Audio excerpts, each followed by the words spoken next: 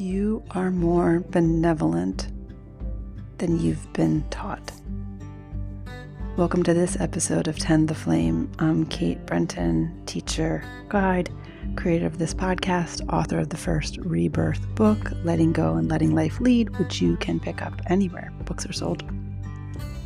This episode is an offering, as January is now giving way, letting us feel into what is coming up for this next year and this next Plutonian cycle.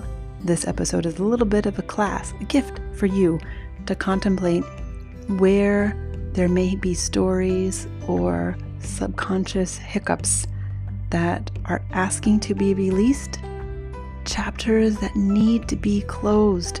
So there's open space to usher in that which you know you are here to do, to be, and to experience. Thank you so much for tuning in to Rebirth Tend the Flame, where in a fast-paced world, we look to slow down, gather, and share warmth together.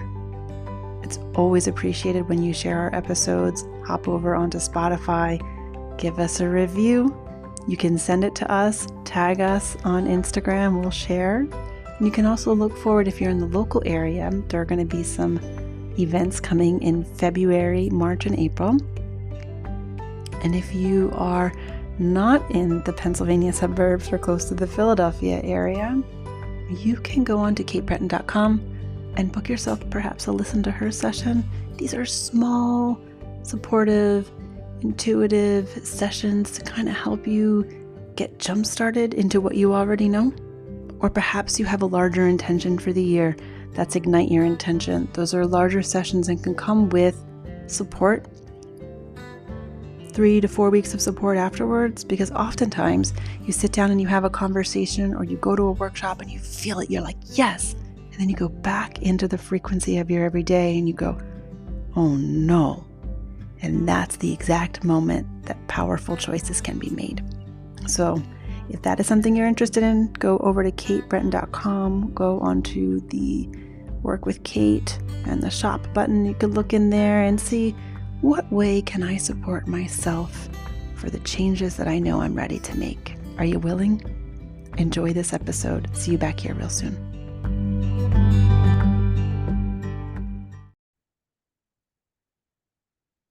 This is a special episode of Tend the Flame. Think of it as a mini class, if you will. If you normally listen to this while you're driving, continue on. But you could also pause it and consider this, get out your journal, make a cup of tea, and come back to this episode. This is going out on the day that many of you who listen here are interested in astrology, and some of you have no interest in astrology. All are welcome. I am not an astrologer. I am astrology curious, and I like to pay attention to the ebbs and flows of natural rhythms because I believe it informs my day. So on January 20th, Pluto is changing from Capricorn to Aquarius. Now, if you're interested in this, I would suggest going to Molly McCord. She has a podcast. I learn a lot from her. I listen to astrology and partake in it as I do herbalism to self-soothe, self-educate, and self-elevate. So I am not able to predict I'm not able to digest it and instruct you. I can just share my impressions the way that I do with the written word or spiritual texts. So with that, let's proceed. What I find fascinating personally, because that is what I feel astrology can do and paying attention to natural rhythms can do, is can inform us personally. Right? Here you are in the middle of world cycles, of nature's cycles. How can you show up? Are you in the northern hemisphere in winter and refusing to slow down? And when you're young, that's totally great. And when you're older, that may have consequences.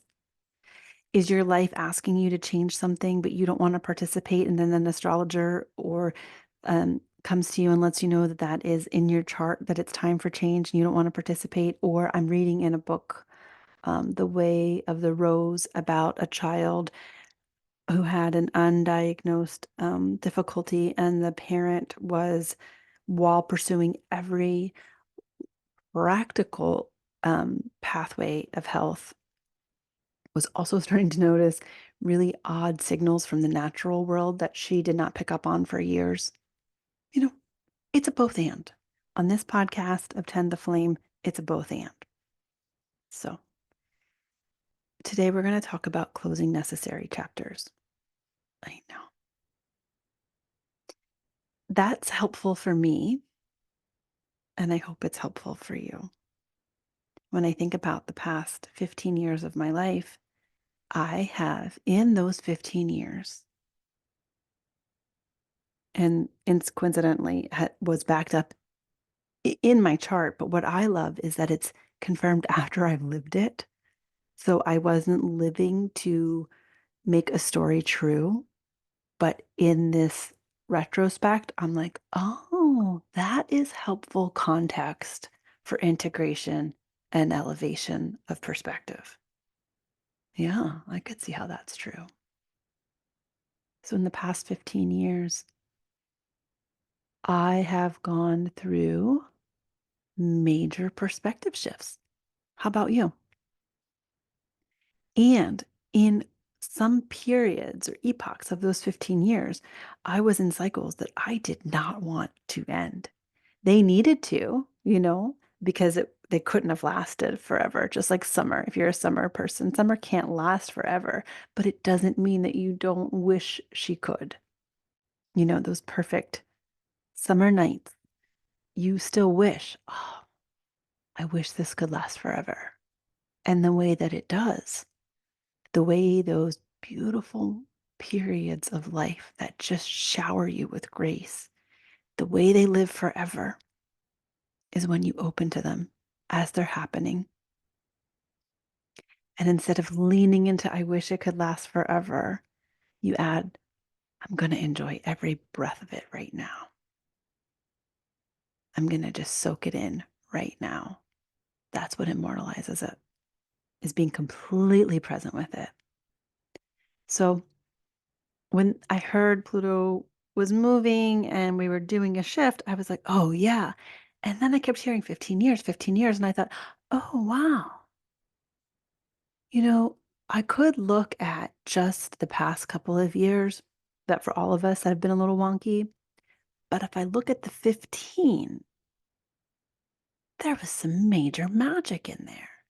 And if I'm really honest with myself, it's corollary, meaning some of the choices I made that required tremendous amount of courage rewarded with me with bounties I had no idea life could offer.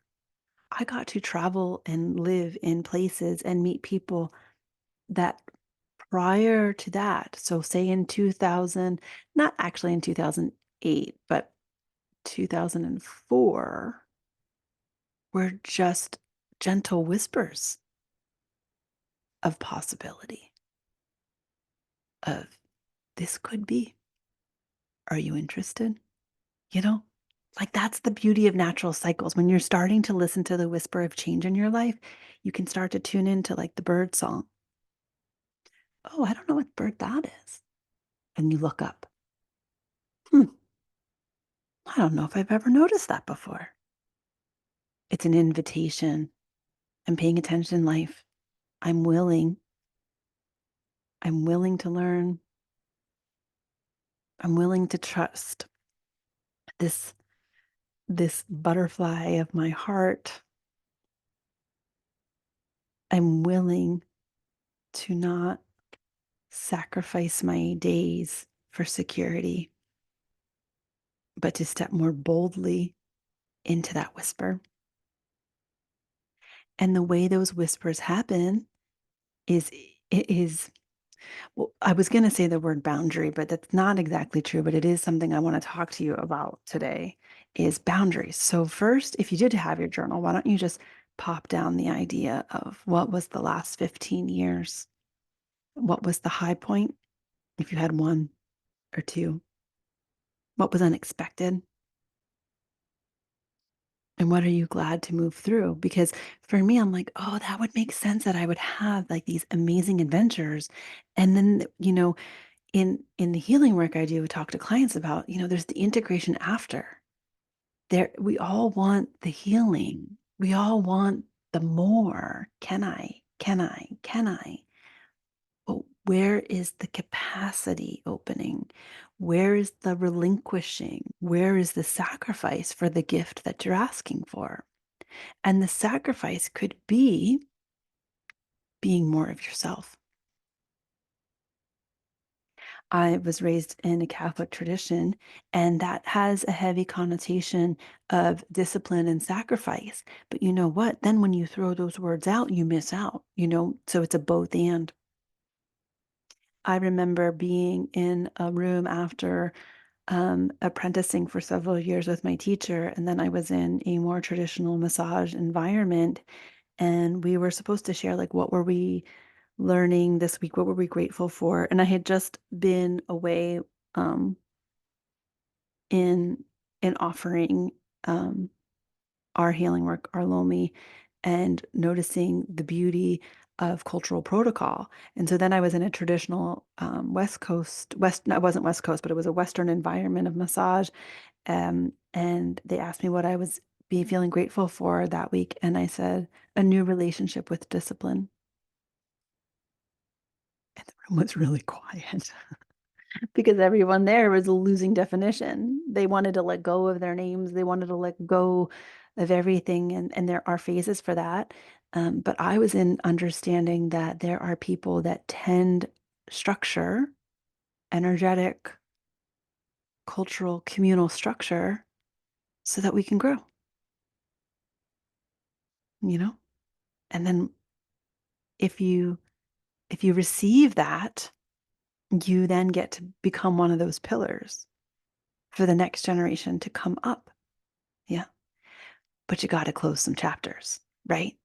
So if you're in the phase of, formlessness and letting go of definition and dissolving, then, go for it. But if life is then starting to tell you, oh, it's time to make some choices. Oh, it's time to choose a path.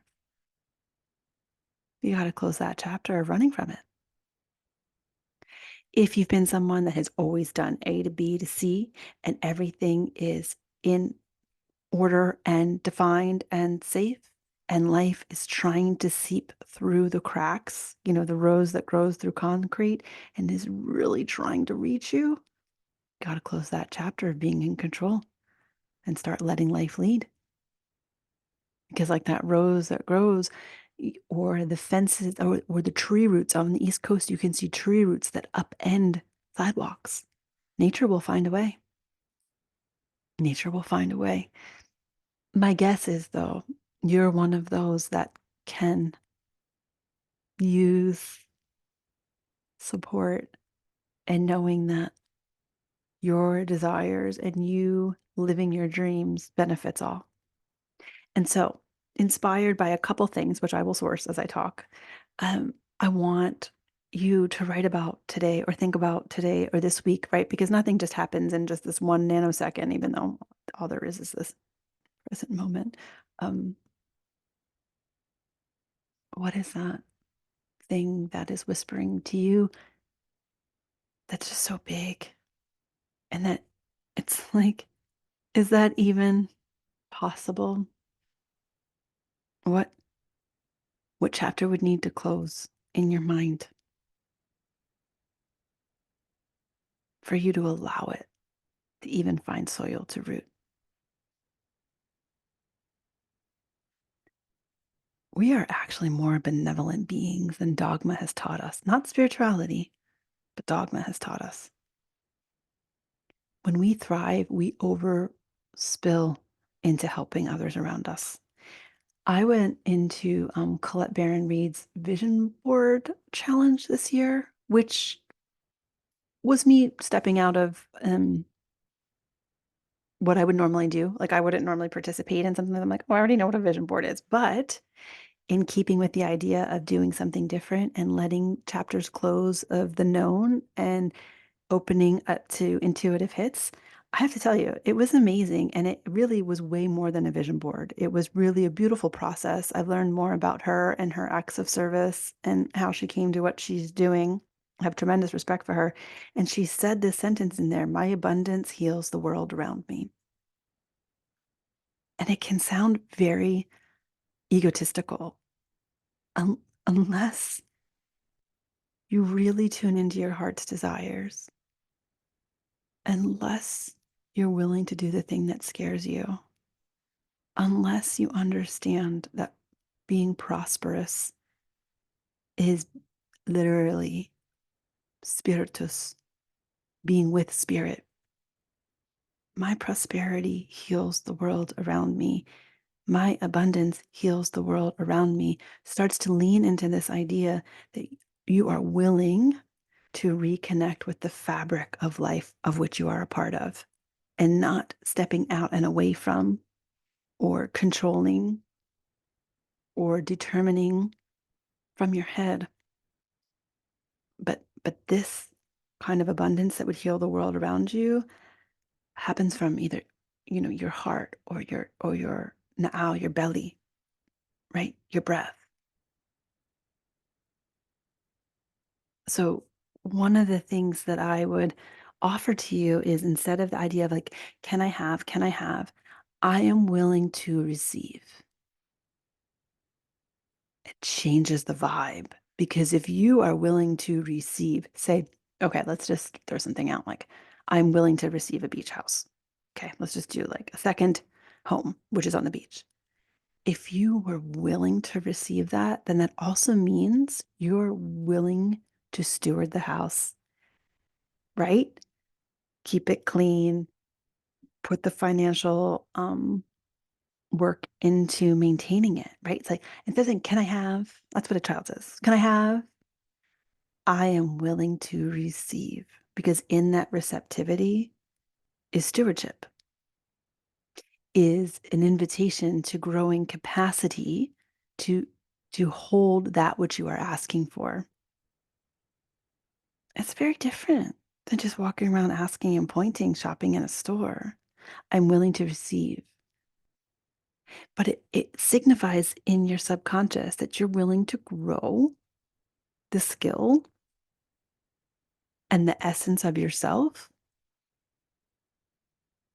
to be that which you say you want to be. And so the chapters we can look to close are the ones that say that you can't. And the easy can'ts are the ones that are in your brain, the logical ones. The tricky can'ts are the ones that are in your subconscious that you may not even have put there. And that is not blame and that is not sidestepping. That is just a call towards meditation, body movement, and prayer to realize that we are way more connected than we were taught to believe. I believe that this next 20 years is going to be revealing to us how connected we are. And people who are connected to themselves, embodied and ensouled, will be able to see that and they will see the delusion. And those that have abdicated that right to steward their own knowing will be easier to fool. It's already true. That's not new news. You know what I mean? You don't know who you are. It's easier for you to stumble. One of the things it's interesting is my son's consciousness changes. I can see him come home from school with different people's language and stuff. And I say to him, that's awesome. Is that you?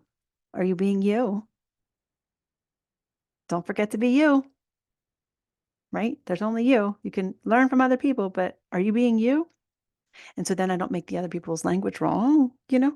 He'll be like, no, I'm not being me. Oh, well, make sure you're you. Make sure you're you.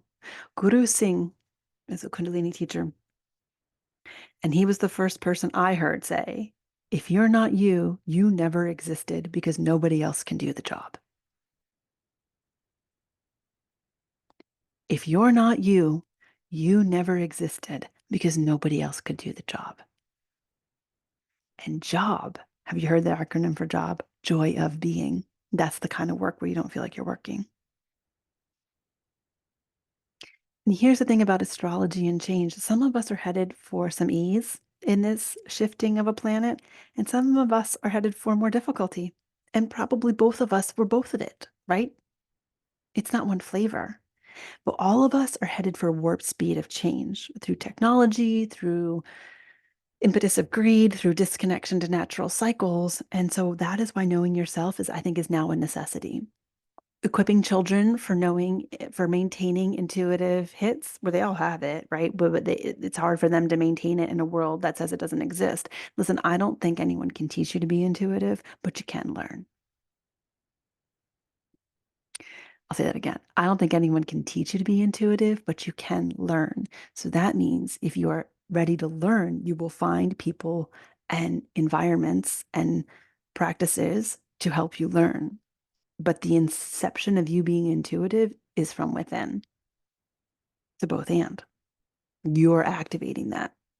And you'll either call towards you people that are going to teach you ways that'll empower you, or you will call towards you people that will take your power. And I think that's what we're headed towards in this next little cycle that we have. The So if we look at this idea of closing chapters that we don't have enough power, power, let me just say this though, power and skill are two different things. You can have tremendous power, but you still need to learn skill. I mean, you're here to grow and learn. And that's something else, that's going to be an upcoming guest I'm really excited about having on here, Sean Barry. And he talks about this is two things about how we're talking about structure with children in particular. And he says, oh, we humans need boundaries because if we don't, we spill out and we don't we can't potentize.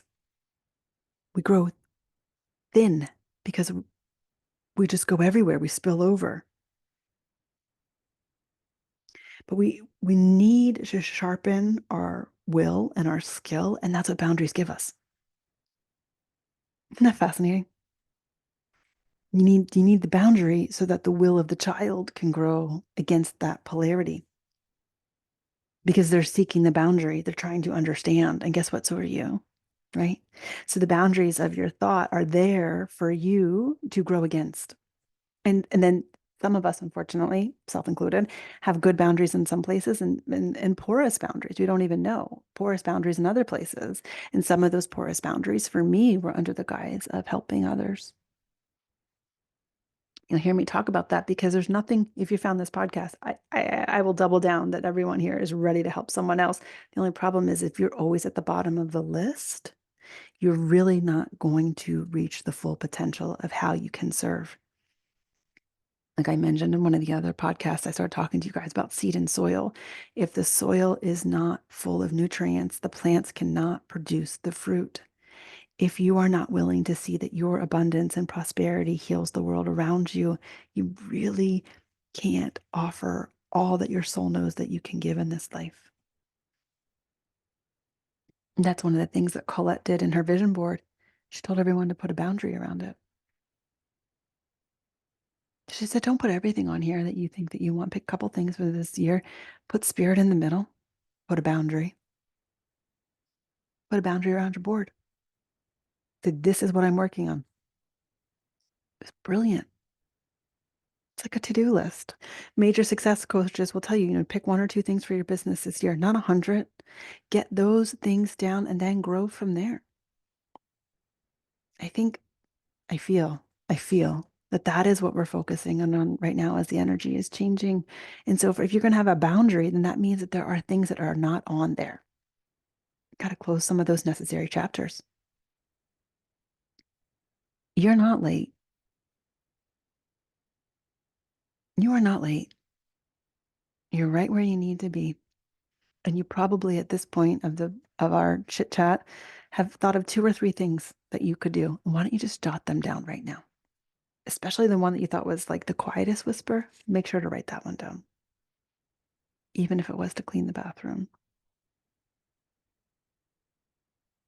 A clean bathroom is an act of service to yourself, showing your body its value, right? It's all connected. You want to get the big stuff done, do the small stuff. I am willing to receive. I am willing to be a person who fill in the blank. I am willing to hear my soul's guidance. I am willing to trust my own knowing. I am willing to grow. Thank you. I'm thanking you, but also always end with thank you.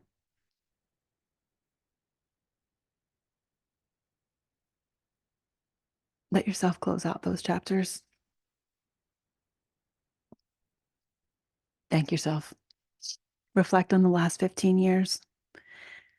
Think of how old you'll be in 20 years from now. I am. What do you want her to have done? To love? To have created? What was she always counting on doing and just assumed would happen? To live freely?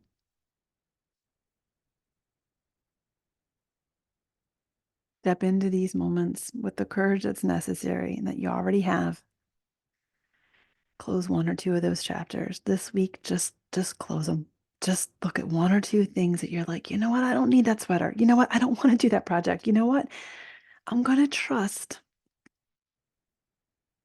and I'm going to burn that field and wait for the seeds to come. Seed and soil. If you haven't listened to that podcast, yeah, that solo chat, go back and listen to that and then sit with what is happening here and just see what comes in the next week or two. And it may not come loudly and it may not come obviously, but you are willing to be a person who listens to life. You are willing to let miracles be a way of living because you understand that your prosperous nature and your attention to your heart's knowing will heal the world around you.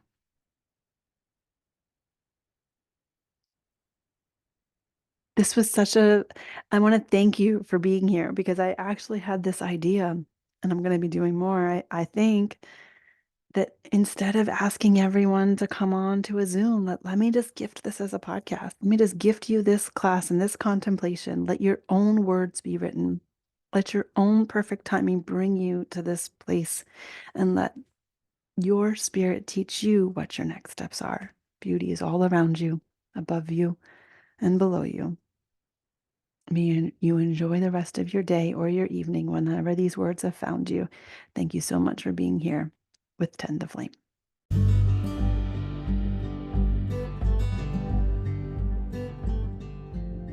Before you go, make sure you take one step of action today. Just one step. See how you can honor the inspiration, the little whisper that came during this episode. Give it a wink of confirmation today and let me know about it. Thanks for tuning in to Tend the Flame, and be sure to send this episode to a friend who also is ready to have the best year ever.